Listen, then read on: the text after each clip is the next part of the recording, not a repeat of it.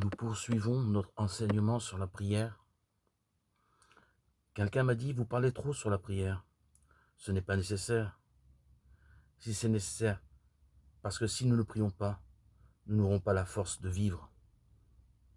La prière est comme l'oxygène de la vie. Prier, c'est attirer sur nous la présence de l'Esprit Saint, qui nous fait toujours avancer. C'est pour cela que je parle tant de la prière. Jésus a donné l'exemple d'une prière continue, pratiquée avec persévérance.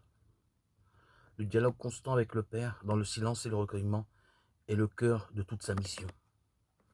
Les évangiles nous rapportent également lorsqu'ils exhortent ses disciples à prier avec insistance sans se lasser.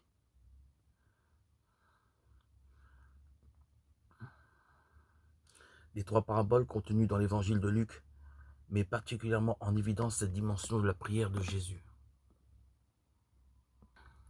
La prière doit tout d'abord être tenace, comme le personnage de la parabole qui, devant accueillir un hôte arrivé à l'improviste, va frapper en pleine nuit chez un ami et lui demande du pain.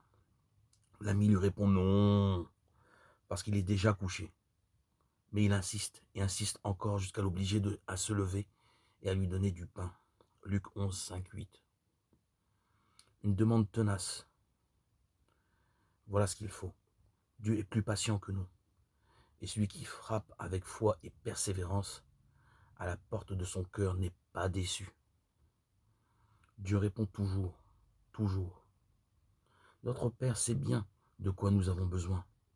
Notre insistance ne sert pas à l'informer ou à le convaincre, mais à nourrir en nous le désir et l'attente.